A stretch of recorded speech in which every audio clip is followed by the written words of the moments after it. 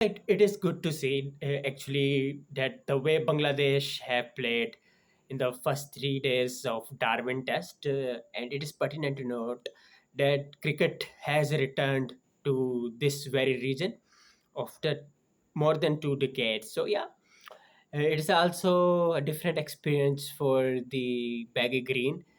And remember, they are also hosting Bangladesh after more than 2 decades in their very own shores. And that too they hosted in Darwin.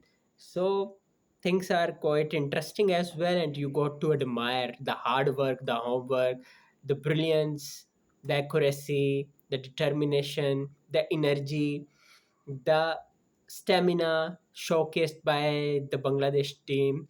They really just now grouped as a unit in a very fine way. And remember, Nahid Rana, who had recently stolen the spotlight for being their ace, but he's not there, remember. And Hassan Mahmood, who is very talented. Everybody was familiar that Hassan Mahmood will also turn the tide for Bangladesh, and the way he executed his plans in Darwin was brilliant. Remember against Pakistan as well, he scooped up a 5 wicket haul. So he's a very good bowler. He really flexes his muscles against the opponents, and yeah, he provided a very good platform to Bangladesh. And though Australia tried to stage a comeback in the test match, in which they partially did. But overall, Bangladesh are still dominating the test match. Who will know that what happens on day four? But Australia really need to flex their muscles to keep themselves alive and try to get that commanding phase against Bangladesh to stage a comeback. Otherwise, right now, you got to say that Bangladesh are on top, and they will definitely try to wrap up the Aussies' second innings quickly as possible. So many people are talking about the turnaround for Bangladesh. What has worked for Bangladesh? And remember, they lost series to Zimbabwe, but cut that.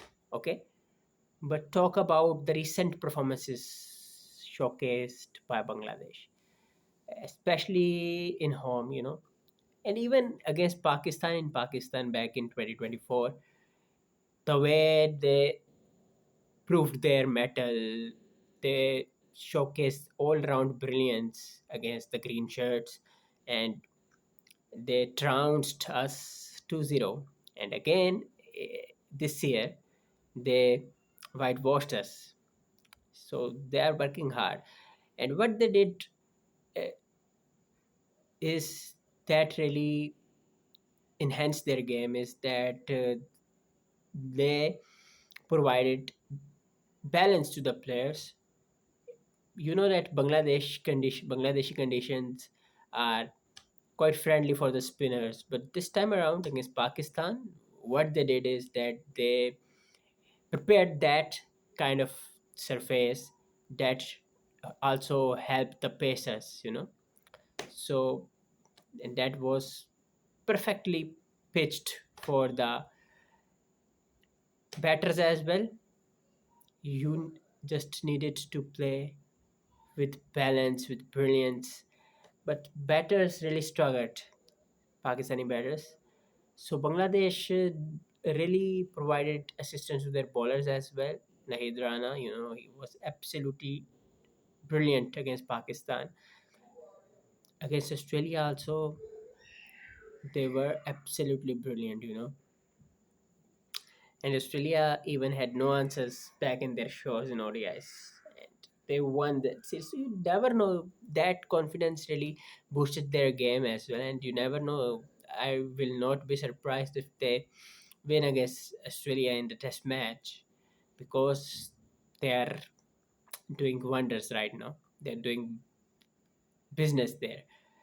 The young Bangladeshi side. It's good to see. It's really good to see, because the kind of stature, they got, they really need to justify. They really needed to justify their position. They really need to have that consistency. Now I feel that they are now getting back to the track, which is good sign for the cricket as a whole. And that exposure, because of their brilliance, they just earned the reward to play in Australia against Australia and playing against the heavyweights. A proper Australian team is locking horns against this Bangladeshi side. So I think so. This is a success for them, and whatever will be the results, they will definitely take positive notes from that, from the ongoing series, and they will be very happy that apart from that absence of Rana, Hassan Mahmood rose to the occasion brilliantly, yeah, absolutely brilliantly. And he absolutely perplexed some of the big names, including Steve Smith. He was the lone ranger in the first innings, for Australia. So let's see what happens on day four. But Bangladesh will start off the proceeding high in confidence and will look to contain Australia as early as possible. Maybe they will try to do wonders and pick up successive wickets before they complete that trail. The Australians never know. Cricket is a funny game, and they're playing Darwin after quite long time. These Australians are playing also for the very first time in Darwin, the competitive game. So exciting test series this undoubtedly, and this will definitely provide Bangladesh with heaps of confidence. Talking about Pakistan cricket, so yeah, congratulations to them that they thumped the PCC Select 11. Amazing stuff that South Shakil, who was jittery in the recent times, compiled a century, and Pakistan dominated the England team, the English Select 11 team, and Emilio, he's the part of the English team. He also took part in the training match, in the practice match, the only tour match ahead of the English Test series. So Pakistan will be proud, and their linchpin will be Mohammad Abbas. Obviously, you cannot rule out this experienced person. Muhammad Ali is a fighter. We all know. We are talking about Muhammad Ali since 2024 T20 World Cup, and even before that, when he stolen the spotlight for the Sultans in PSL 2024, and he is taking part before that, playing for quite some long time now. Since 2018, he's playing the competitive cricket, and he's very humble human being as well. Had the privilege to meet him on the sidelines of the Men's T20 World Cup 2024 transmission. So good to see Muhammad Ali is proving his mettle, and against the West Indies, he was brilliant. Ali Usman, you got to admire. Ali Usman is also gaining momentum, though he remained wicketless. Rather, all of the spinners remained wicketless from both the sides in the first test in at the Brian Lara Cricket Academy in Taruba, Trinidad. But subsequently, it was in the second test match and second innings in particular when Ali Usman really put the West Indians to the test, with his brilliance, with his accuracy, with his dedication, with his unplayable deliveries, and was ably backed by Sadid Khan, who was also brilliant.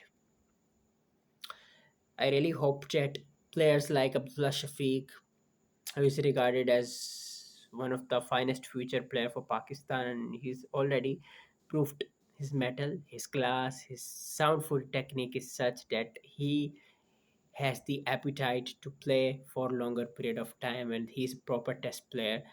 Rather, he is the player meant to play all formats of the game. So yeah, Abdullah Shafiq will be definitely looking to turn the tide for Pakistan in England, and Pakistan will also look to grab that opportunity with both hands of thumping England in their shores after 1996. Have your say in the comment section. And Umar Zahir signing off. Take care.